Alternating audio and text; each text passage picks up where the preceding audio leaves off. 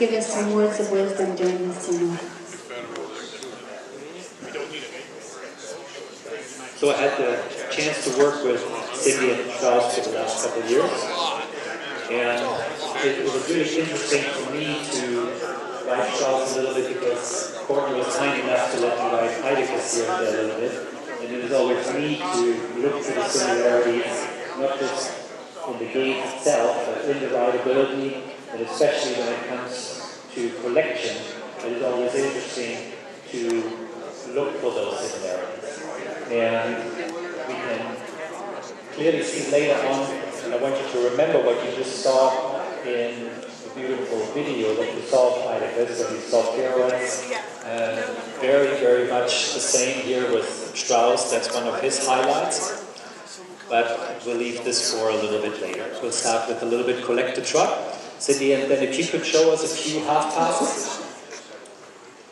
And what I'd like to point out here is that it's relatively easy for him. Strauss has, just like Heidegger's, beautiful natural cadence. This comes very easy for him. You can see besides the good activity in the hind leg, we see a nice, beautiful swinging back. And since we have the option nowadays to write a Prince and George in the sample vinyl, we decided to do so tonight to show you this special viability that is very, very evident in the whole Heidegger's line. So we see here beautiful swinging half passes, and at the same time, while we have the expression, we see a really nice light connection, and certainly Strauss has very good training, but a certain amount of writability is in the genes, and this is very, very evident here, and it's nice and subtle in the connection. Cyndi, that's great. Can we get a chance to pick up the camera? And when you're ready, let's test a little bit the transitions from the medium canter to the collected canter. And let's just take a look how easy it is for him, just like Heidegger's, to perform those transitions. Any horse goes forward, but the question is, how easily do our horses come back to us? How easy is this transition?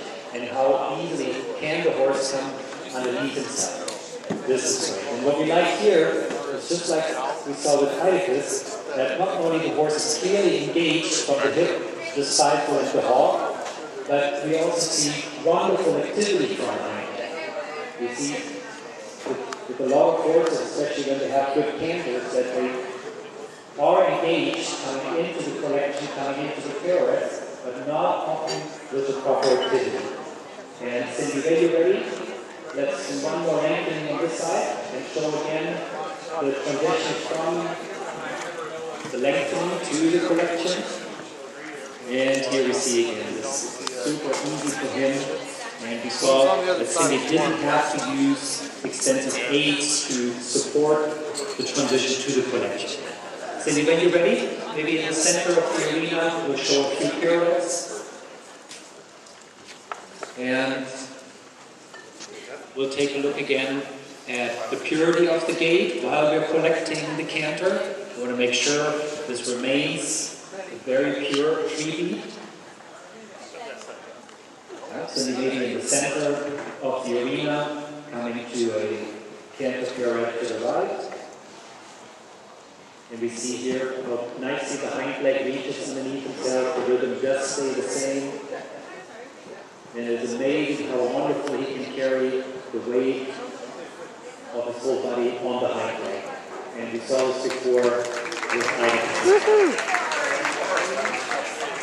What I'd like you to pay attention to is also how little Cyndi has to do to support this movement. This is again the writability, but also Strauss's willingness to cooperate with us. We see too many times in these movements that the rider supports the horse too much. We see too much stirring, we see too much sometimes aggressive aiding, and this is certainly not the case. We see here again a really beautiful pirouette. This is exactly the way we want to see it in the international arena. Great job. Cyndi, give him a quick break. And what we like to see now is after a few moments of good connection that the horses still show pure relaxation. This is certainly the sign of good training. Like here we see a nice reaching walk, and this is so important to test afterward some high degree of collection, like we just did in canter, same, what we like to see afterwards, after the passage. Okay, Cyndi, when you're ready, let's finish with a few minutes of Piaf passage when you're ready. Okay?